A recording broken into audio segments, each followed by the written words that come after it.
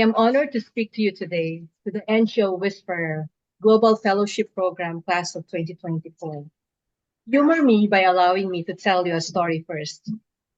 After I graduated from university, I landed a pretty good job, and I was so pleased with myself, thinking, wow, I have a good platform, I can help change the world, and the pay was pretty good. My boss then was a change maker, and she was larger than life. You know those people with such gravitas. When they enter the room or they speak, everyone listens. But when I joined her team, I was in for a shock. For the first 2 weeks, she told me to master mimeograph. For those who do not know, especially the young people in the room, a mimeograph machine was a low-cost duplicating machine that worked by forcing ink through a stencil onto paper. The mimeograph we were using was old and dilapidated. I would have ink all over my uniform. It was the most unglamorous task I had to do. After I mastered mimeograph, she asked me to shadow our librarian to catalog the books and papers that had been in the basement for years. She put me at the back room of our office full of dust. Again, another unglamorous task. Afterwards, I was asked to take coffee and food orders from my colleagues. And the last task she gave me was as a frontliner for a complaint desk, where I get yelled at by irate people every day. After 2 months of me getting the hang of all these tasks, we had a debrief. She asked, what lessons have you learned? She asked, why do you think I ask you to do all those things? So here's the lesson that I will never forget. And I am so lucky that I had a mentor who gifted me with this so very early on in my career. She said, all those tasks I did were some of the most difficult and done by people with the lowest pay. They're often the voiceless and marginalized in our company. Until we step in their shoes, we will never appreciate their struggles and create opportunities for them. She said, someday I will be in a position of power as a leader. I should never forget those people. And I never did. Each one of you are already leaders who found something beyond yourselves to stand up for.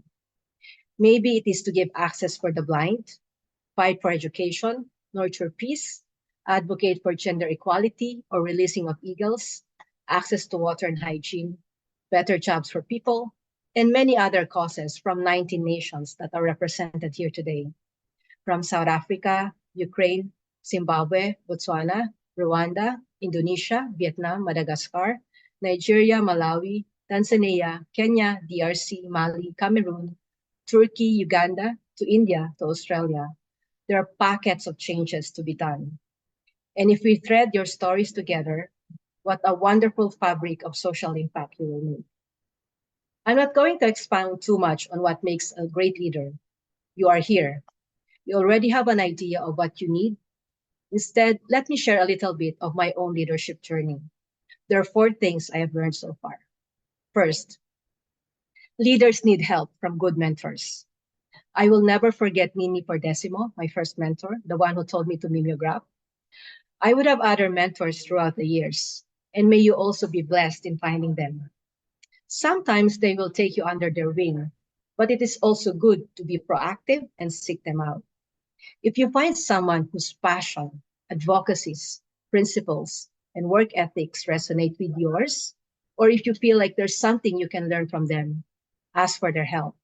Often, excellent leaders are great mentors. And then you also need to pass on the baton. You can mentor others and help them be the best that they can be. We should be generous with our time, our wisdom, network, and experience. That is how we create a movement of leaders, influencers, and decision makers focused on designing and implementing high-impact programs that contribute to building a sustainable and just world. Second, there is no social impact or social change without social justice. As leaders, you have spheres of influence. You can make things happen. And as you mature, I'm not just talking about age, but other factors like exposure, experience, wisdom.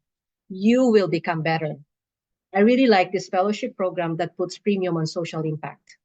The current economic model we are in is quite flawed, with high inequalities that increase the suffering of others while increasing the comforts and luxury of a few. That is not sustainable. There's a lot of injustice there. I live in Metro Manila, where there is so much inequality. One of our issues of late is air pollution. Some of the solutions I've heard proposed are air purifiers or these multi-million forest communities that are cordoned off from the public. Most likely, the middle class can afford the purifiers. The ultra-rich can live in their forest enclaves. But what about the have-nots? Instead, we must think of a solution that will benefit all. Maybe reduce private cars, improve mass transport, use better energy, clean energy, plant trees, and launch a green program for all to enjoy. Third, leaders need tools and continuous development. We are in an era where there is exponential change in technology and ways of doing things. With AI and the digital world, we need to constantly be on our feet and learn. Sometimes we must also know the moral imperatives of what to unlearn to become better leaders. Also, there are time-tested truths and principles that should be unshakable, no matter how advanced technology becomes. Do not lose sight of them. As the class of 2024, suffice it to say that you are on the right track. Showing up here means you know you need to improve and become better leaders. It is not enough that we have passion or that we have great ideas to begin with. For us to really advocate for our community, our tribe, or our group, we need to go the extra mile. Attend training programs, do job swaps, or shadow someone. Do your own research. Look to your batchmates and faculty in your fellowship program. You'll be able to help and encourage each other. Be your own community of practice of excellent leaders. Last, number 4, leaders need to be bold and brave. As leaders coming from low to middle income countries, there will be a lot of barriers to overcome. 3 years ago, I felt that most of humanitarian funding go to international NGOs and not to local agencies. This was also part of the reforms my company wanted to do. I wanted to test the funding model. I knew it will take a lot of experimentation, documentation, and bravery to get it off the ground. When you are starting something that has not been done, there will be a lot of criticisms, and that is okay. Listen to them, especially the constructive ones.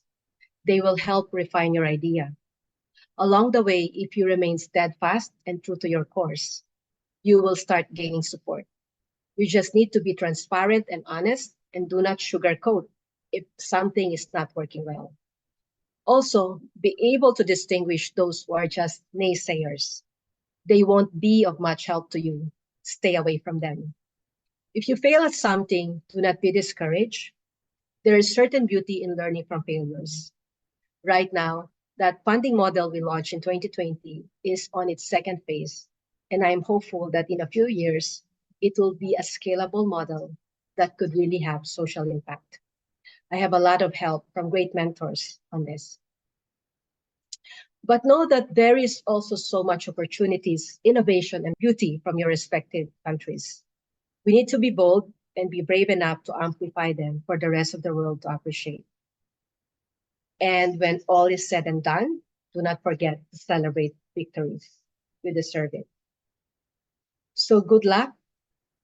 And to the NGO Whisperer class of 2024, may you go forth and change the world for the better.